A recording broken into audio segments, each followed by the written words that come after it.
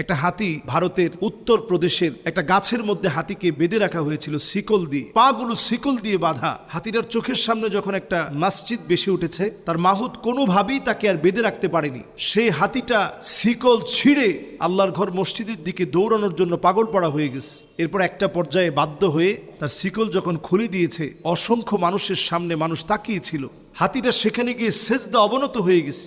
সুবহানাল্লাহ।